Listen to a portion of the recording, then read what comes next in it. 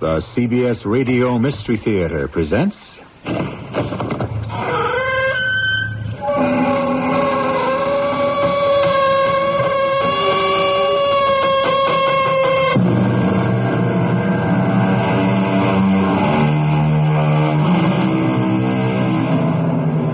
Come in. Welcome. I'm E.G. Marshall. The world seems crammed with people eager to tell you what's wrong with you and how to fix it. How to enjoy peace of mind. How to escape loneliness. How to love yourself and others. In short, how to live the good, the satisfying life. One wonders, do these people enjoy peace of mind, avoid loneliness, love themselves and others? These people are so anxious to impart their wisdom. How good, how satisfying are the lives they lead? Lovely people. Perfectly lovely people. So sweet, so dear, so open, so free. Lovely people, all of them. Don't you think so, Irene? Oh, yes. Except for you. You are not lovely at all. Frankly, Irene, you are awful.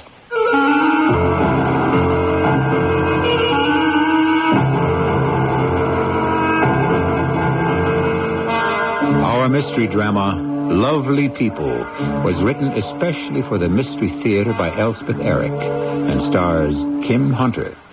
I'll be back shortly with Act 1.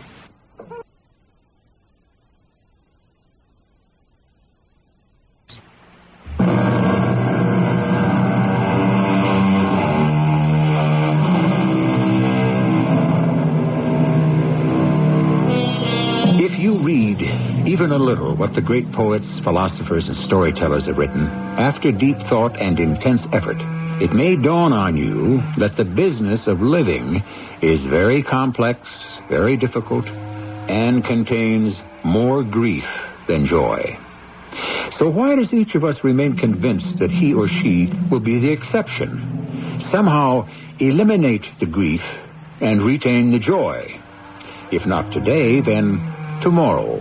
Or the day after, if only we can get the hang of it. Never mind, Irene, I'll get it. Okay. I know who it is. Yes. Esther. Oh, you beautiful creature. Come in. I just had to see you, Tamara. You're here, aren't you? And I'm here. We're here together. So everything's fine, isn't it? Well, better anyway. Come into my studio. Sit down and have some tea. Oh, no tea, I couldn't. I'm having trouble swallowing. You can't swallow anything? Well, just liquids. I can't swallow liquids for weeks now. But you have no trouble with solid foods? Well, not most of them. No trouble with chocolate eclairs, cupcakes, nesselrode pudding, lemon cream pie? I can manage those. Well, then, what seems to be the trouble? I think I'm unhappy. I see. Business doing well? Oh, yes. George left it in tip-top shape. It practically runs itself. Of course, I show up at the office every day for a few hours just to let them know who's boss. Sweetbird Products runs itself, is that it? Well, just about. Oh, here, I brought you a bottle of Dewdrop lotion. It's a moisturizer. I use it myself. Is it any good? Well, it hasn't done me any harm that I can see. And it's selling like crazy. And the money rolls in. Oh, Tamara, money can't buy happiness. I'll try to remember that. Love is what brings happiness. It certainly helps. Ever since George died, there's been no love in my life. Esther, if you were to get out more, do things, meet people. Do what? Meet who? I don't know. Something, somebody. But I don't know how to do anything. Learn how. I don't know how to meet people. After all these years you've been coming to me, I thought we got you in touch with your feelings. Oh, I am in touch with them. And they hurt. And it's better than not feeling anything, isn't it? I don't know that it is. I think I liked it better before. Oh, Esther. Tomorrow. You want to know why I came here? I never know why you come here. I charge you plenty. Oh, who cares about the money? I, for one, do. Tomorrow, I'm going to tell you why I came here today. I was so frantic, so desperate. Why did you come today? Tell me. Tomorrow, I want a reading. You want a reading? You want me to give you a reading? Oh, please. I haven't given a reading in years. I don't even know where my crystal ball is. I may have thrown it out. Oh, find it. Find it. I wouldn't know where to look. Well, the cards. What about the cards? Tarot cards? Yes. Oh, they wore out. The picture's faded. Oh, anything, Tamara. Just a little ray of hope. Just a tiny peek into the future. My palm. I'll settle for that. I could read the bumps on your head. Oh, fine. Good. Do that. Or the print of your foot. All right. Do that. Those are merely tools. Simply center my attention upon them and then let my mind go foraging into the future. Seeking out the secrets. Hunting through time and space for happenings that never were. Cries that have never occurred, yet are bound to occur. Circumstances for which the stage was set eons ago, waiting for the actors to arrive. Eventualities which have never transpired, but which are certain to come about. Fortuities conceived in the dark past, waiting to see the light.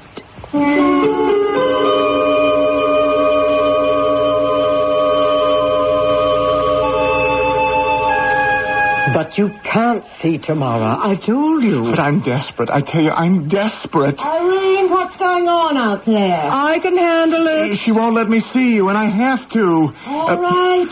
Come on in. Oh, really? Come on. You're sure it's all right? You wanted to see Tamara, didn't you? You are Tamara? None other.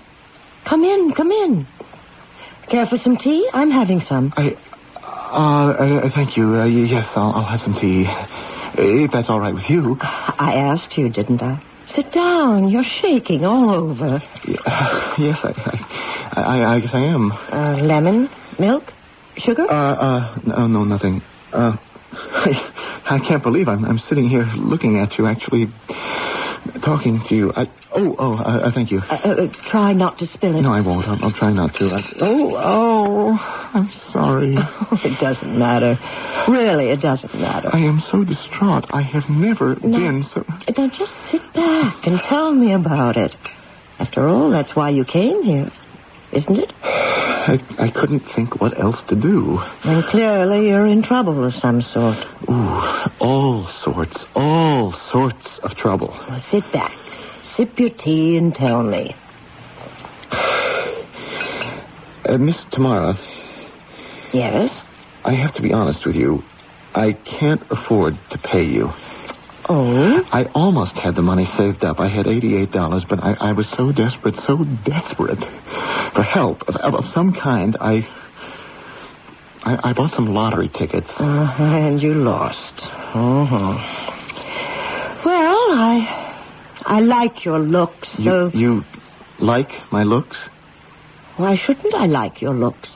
Well, nobody ever has before. Well, true. You're a bit on the skinny side. I'm a shrimp. That's what they used to call me in school. Shrimp. But you have good, kind eyes. And a lovely complexion. Hasn't anyone ever told you that? Well, never. Never in my life.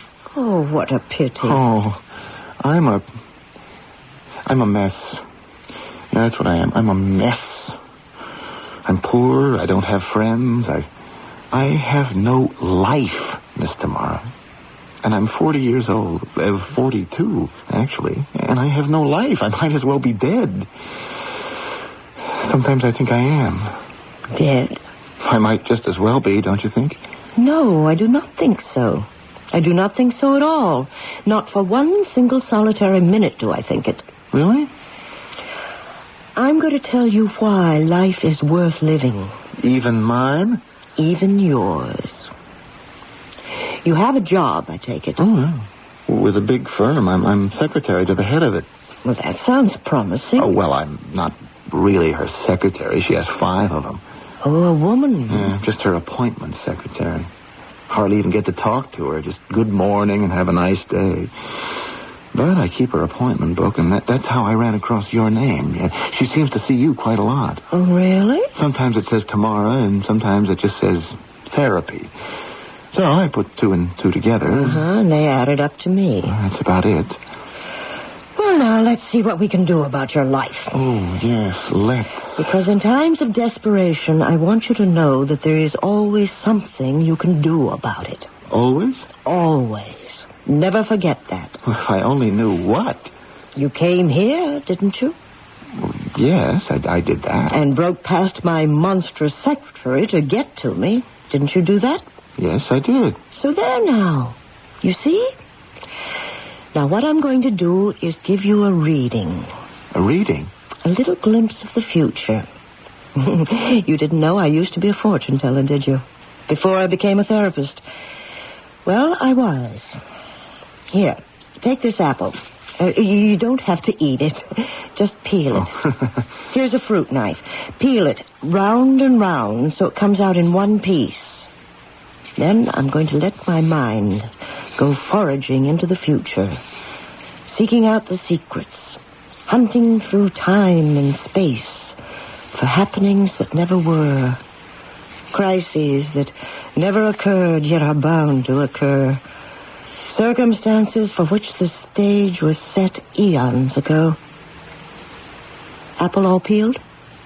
Yes. Oh, all in one piece. Throw it on the floor. The peel? Throw the peel on the floor? Do as you're told. Yes, ma'am. Oh, my head is swimming. My eyes are looking into the future. Everything is illuminated. Anything about me there? A great deal about you. Marvelous things are coming your way. Unbelievable things. Fantastic, fabulous things. Tell me. Oh, I'm exhausted. The effort has been too great. Look, come back tomorrow, and I'll tell you what the future holds for you. Come back tomorrow. The irresistible urge to know what's in store for us. We all have it, don't we? Will we be successful? Will we marry and be happy? Will we have a beautiful home and charming children? Who would not like to hear that? But would we care to hear that destiny holds poverty or illness or an early death? Certainly not. And nobody is about to tell us. I'll be back shortly with Act 2.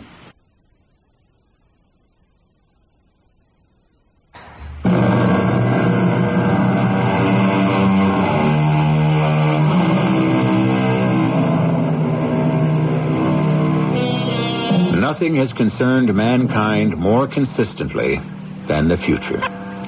Before we could write, perhaps even before we could talk, we scanned the skies for signs, or made sacrifices, or bowed down to images.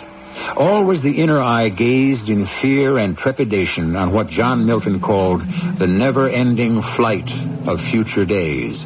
Always we have asked of no one in particular, or of anyone, what will happen tomorrow? Your future spreads itself out before me. The mists are evaporating, and the reality is emerging clearer and clearer. It's as though the sun were coming out from behind black clouds. What do you see, Tamara? I see... Oh, how it glistens. Yes, I see... money. Money? Me? Quite a lot of money. A lot? Oh, it can't be me. But it is you. No, it's just not possible. Anything is possible. Believe that. I will. I'll try. I'll... Wait.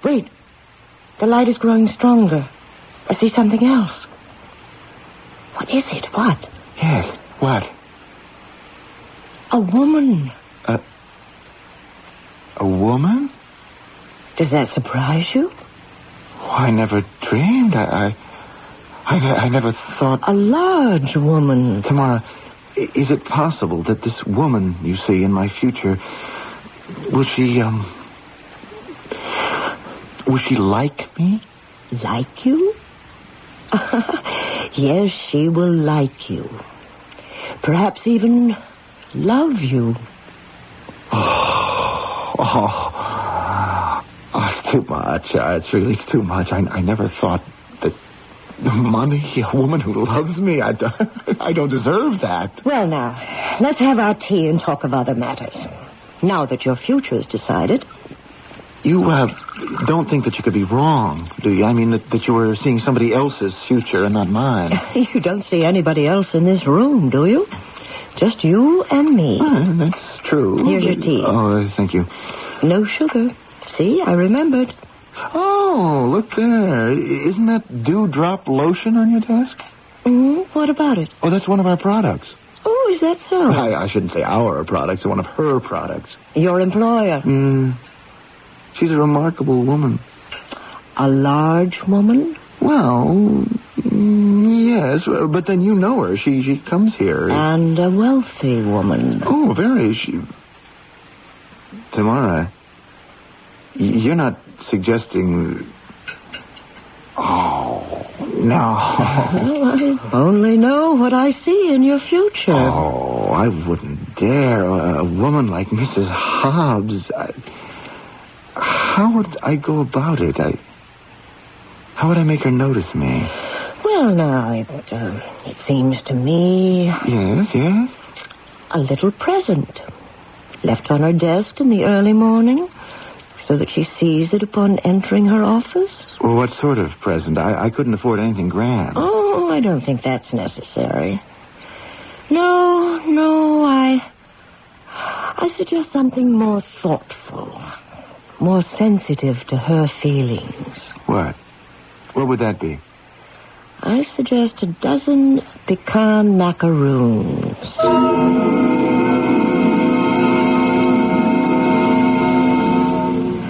Irene, you remember the young man who broke in here so precipitously a few days ago and came back the next day? Oh, yes, I remember him. Do you know his name? Well, don't you? You saw him twice. No, Irene, I do not know the gentleman's name. I do not know his name because I did not ask his name. However, I expect I'll hear from him, possibly today. His name is Harold Herman. His address is... Never mind. His name is all I need. Harold Herman. Nice name, don't you think? As names go. Nice man. Lovely man. As men go. And Esther Hobbs is a lovely woman, don't you think? And don't say as women go. All right, I won't. All my clients are lovely people. Perfectly lovely people. So sweet, so dear, so open, so free. Lovely people, all of them. Don't you think so, Irene? Oh, yes. Except you. You are not lovely at all. Frankly, you, Irene, are awful. Then you want me to answer that? I'm perfectly capable. Yes, hello? Tamara, is that you, Tamara? It is I. This is Harold Herman. Oh, yes, Harold. Tamara, you'll never guess what's happened. And then tell me. I think it was the pecan macaroons that did it. I put them on her desk the way you told me. Well, when she saw... Get to the point, Harold. It was as though she saw me for the very first time. Harold, what happened? Tamara, she invited me to her house for dinner. Oh, I'm so happy for you. Truly happy. I'll call you and let you know how it went. I know you're interested. Indeed I am. Oh, Harold. Yes, Tamara? Stop by here before you go to dinner with the lady, and I'll give you a little gift to take with you. Something she'll like. Delmonico Bavaroise, perhaps, or a Gâteau Robert. Oh, Tamara, you are so kind. Yes, I can be very kind to those who need me. Goodbye, Harold. Lovely man. So, it's back to the kitchen, is it, Tamara? High time I return to my old talents. And baking is so relaxing. It frees the mind, expands the imagination, fertilizes the brain, as it were.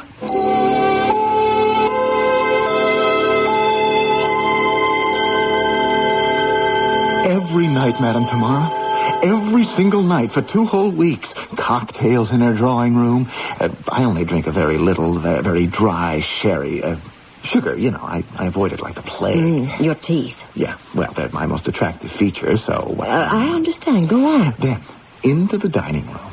All crystal chandeliers and damask napkins and the most beautiful silver. And a butler. Imagine... 2 butlers, actually. One for her, one for me. After dinner, sometimes it's the theater, if there's anything playing, or a concert.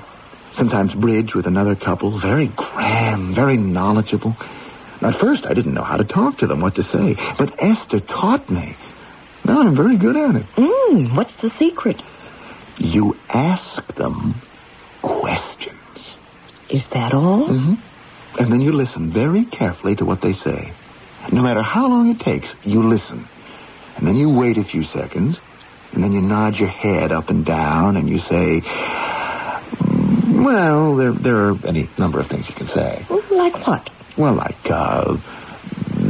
that's extremely interesting, or you've really given me something to think about, or what an original point of view, or very sound. Don't go on. I get the idea. I never dreamed life could be like this. I thought I'd be stuck in my little 1.5-room apartment for the rest of my life. So I read your future correctly. Oh, you did. And you thought life wasn't worth living. Oh, I know. I'm so ashamed.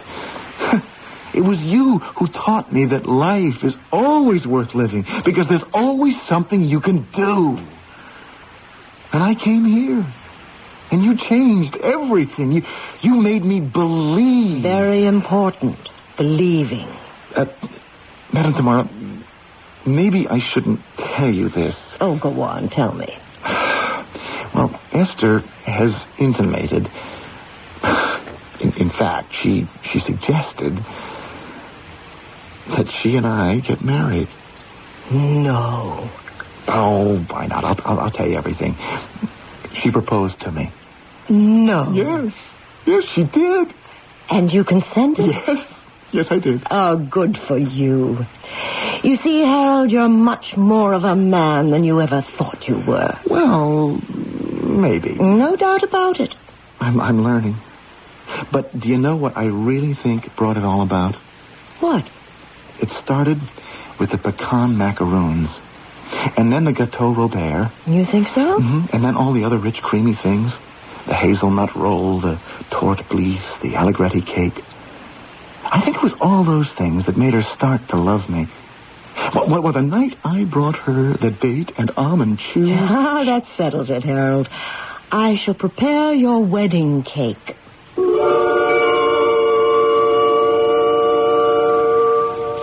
And how is married life, Harold? Oh, marvelous.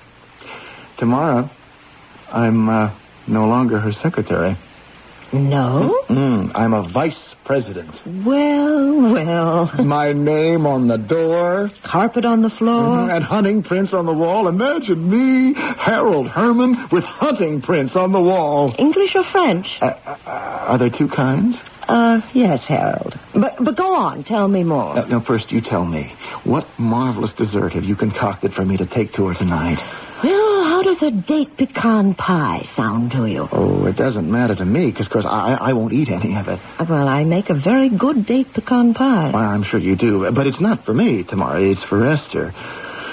Oh, I'm so afraid of losing her. She does so much for me. I really do nothing for her. Really nothing? I'm just around, you know? I'm not amusing or interesting or anything like that. Well, you might just say I'm a body in the house. Oh, now, Harold. It's true. I don't contribute anything, really. I can't discuss anything. I can't tell jokes.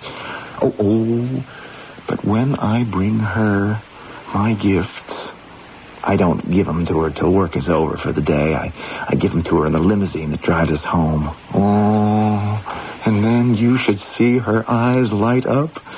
She looks at me almost as though she loved me. Am I being silly? No, Harold. Or conceited? No, Harold, no. Now I'll go get your date pecan pie. And tomorrow, stop around and I'll have some butterscotch tarts ready for you.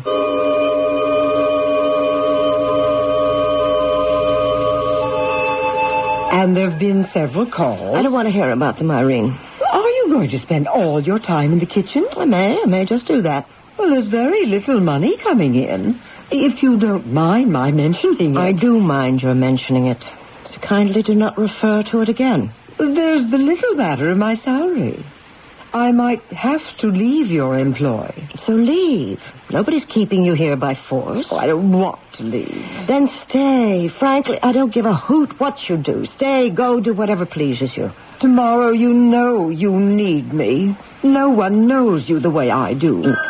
I'll get it. Hello? Tamara, it's Harold. I don't know how to tell you this. Tell me what? It's such an awful thing. Tamara, Esther is dead. She's dead, Tamara. How? When? Right after dinner. I had to call you. Well, I'm glad you did, Harold. Come around tomorrow and we'll talk. Well? Esther is dead. Dropped dead right after dinner. Pity. Such a lovely person.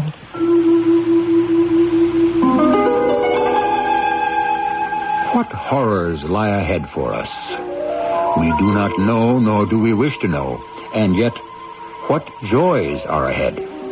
For we cannot know the joys without the horrors, nor the horrors without the joys. Since we cannot add to the one nor subtract from the other, perhaps it is just as well that we wait patiently for whatever the future sees fit to bring. I'll be back shortly with our concluding act.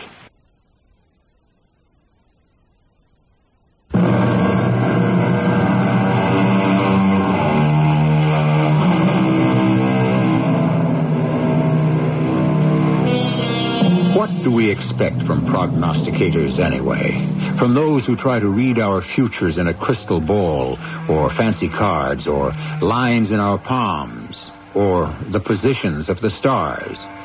What do we want to hear from them? However realistic we may think ourselves to be, I strongly suspect that what we truly wish to hear is that we will be not only perpetually happy, but perpetually alive.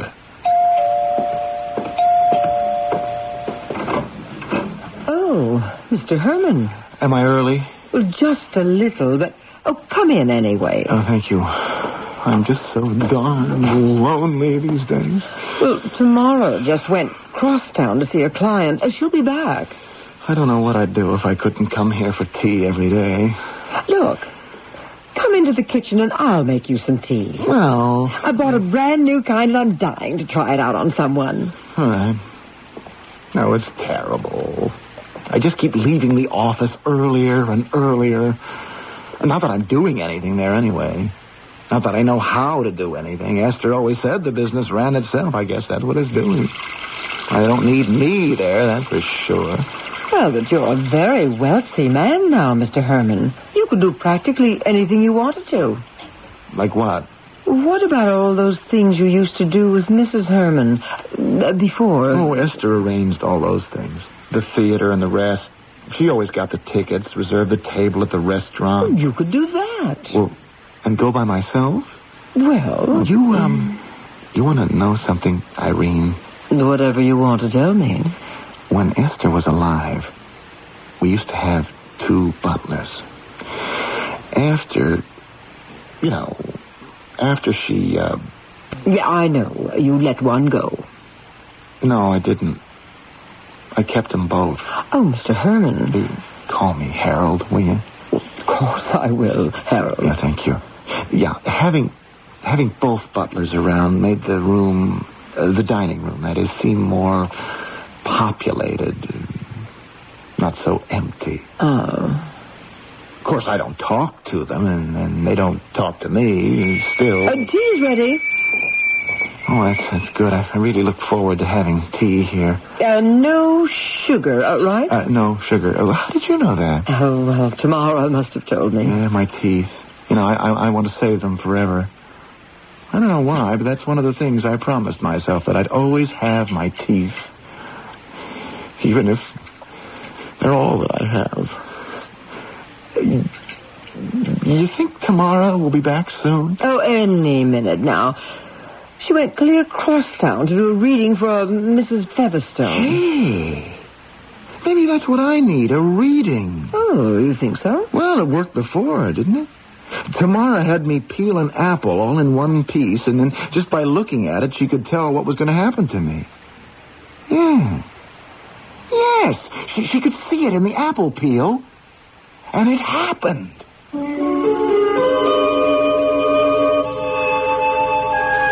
Oh, that Featherstone woman. She'll be the death of me. I'm not sure it's worth it. It drains me. It absolutely drains me. You'll feel better after a good cup of strong tea. I suppose. Tamara. What, Harold? I know it's selfish to ask when you're so drained. Ask me what? For a reading. The first time I came here. Remember the apple peeling and how I threw it on the floor and you read my future from that? So I did. It all came true? Oh, probably pure coincidence. It would have happened anyway. Oh, now, Tamara, you don't really believe that. No, I don't suppose I do. Tell you what. There's no apple here to be peeled. I've lost my tarot cards. Tell you what. Put a match to the fireplace. I'll try to see your future in the flames. Oh, Tamara, thank you. Weary as I am. But there are times when weariness can be an asset. When the mind relaxes and opens itself up. Maybe it'll happen that way. Oh, I'm sure it will. Well, there, the fire's going. So it is. So it is. Well, now. What are the flames whispering to me? What can I see in their rosy glow? What does the crackle of the logs try to tell me? Oh, let my mind go foraging into the hazy future. Let the curtains part. Let the actors appear. Let me see them. Let me hear them. Oh. Tamara, what is it? What do you see? Tamara? Can it be? Do I see what I think I see? What do you think you see? Coming toward me through the flames. Yes, a woman. A woman? She smiles.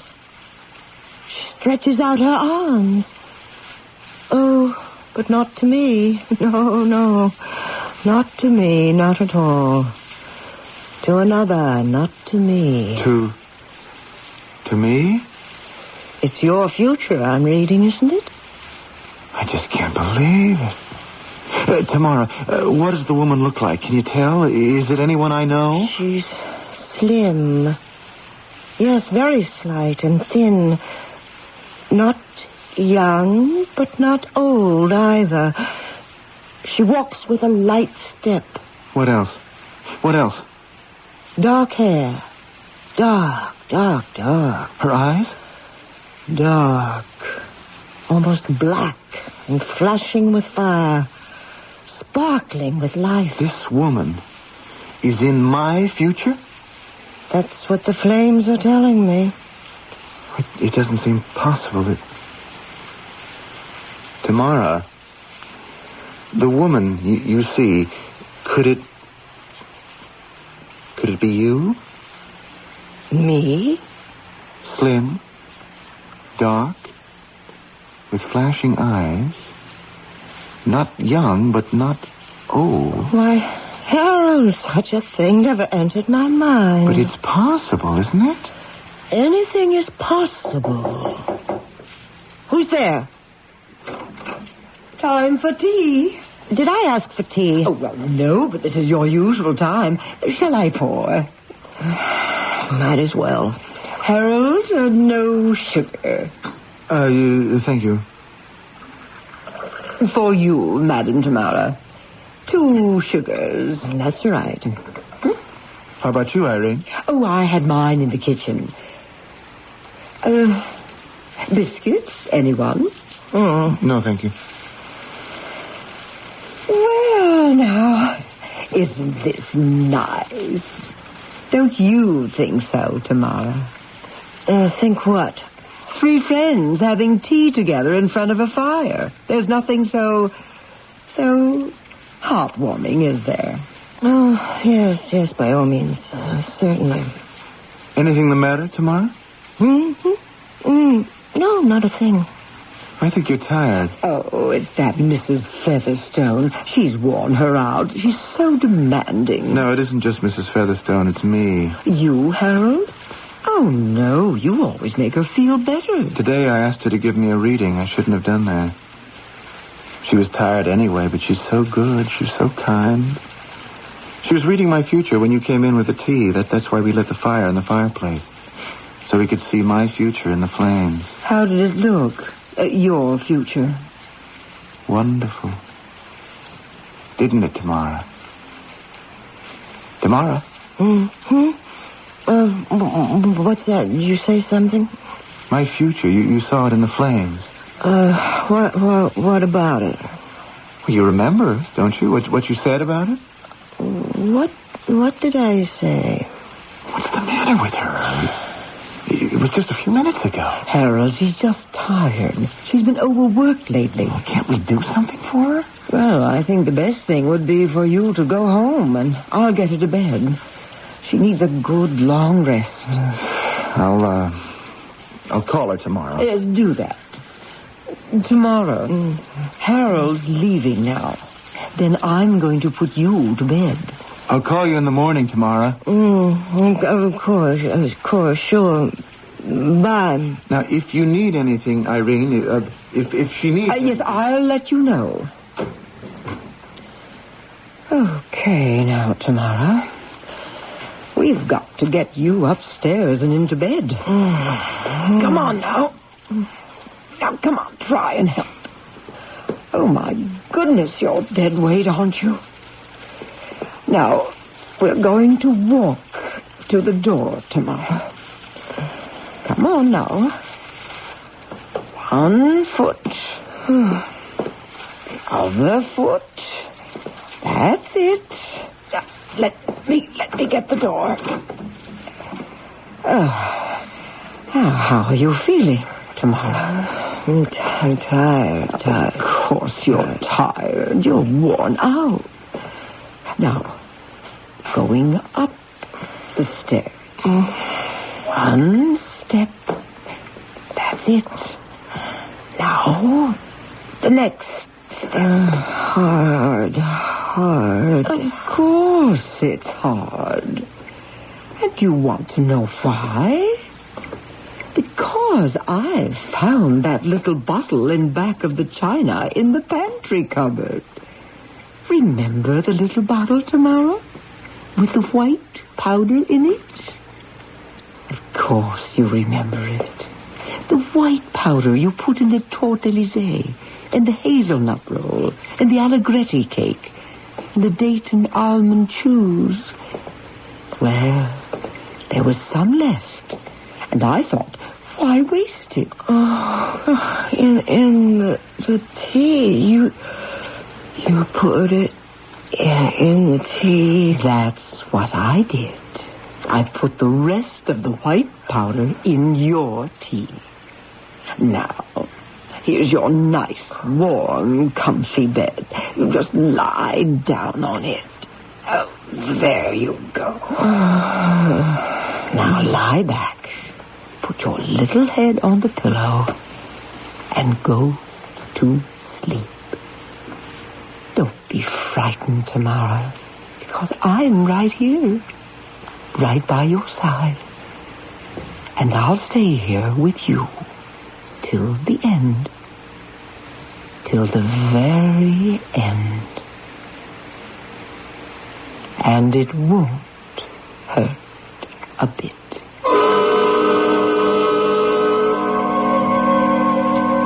Oh, it looks like suicide, Harold. That's what the doctor says. Suicide.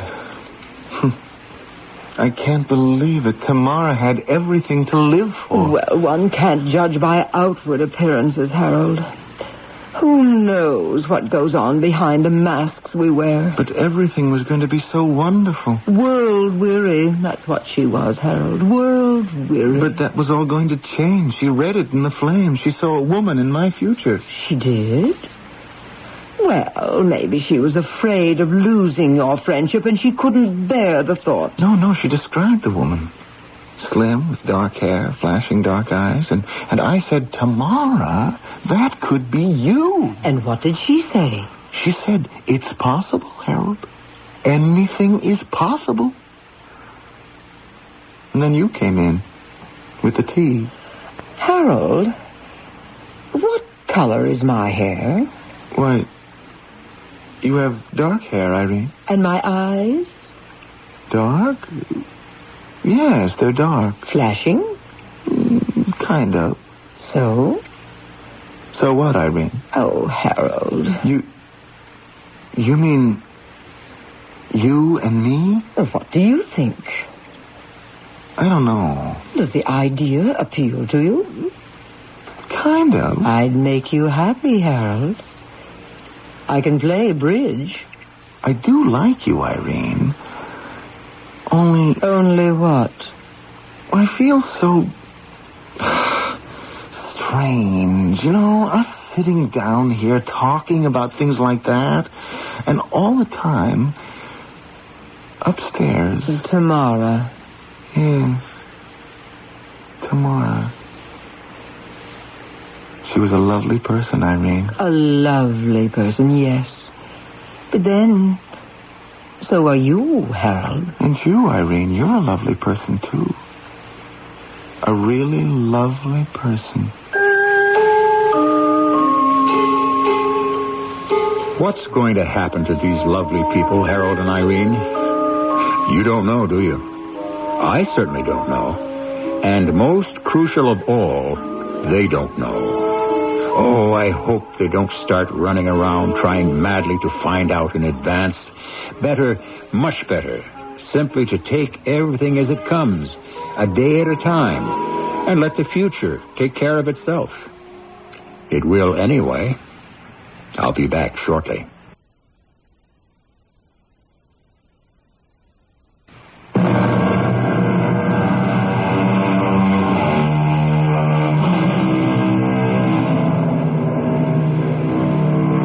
Really, it's better, don't you think, not to know what's in store for you?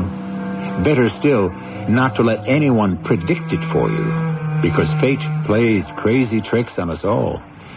If you don't know that, you don't know anything, and nobody can teach you. You'll have to learn it the hard way.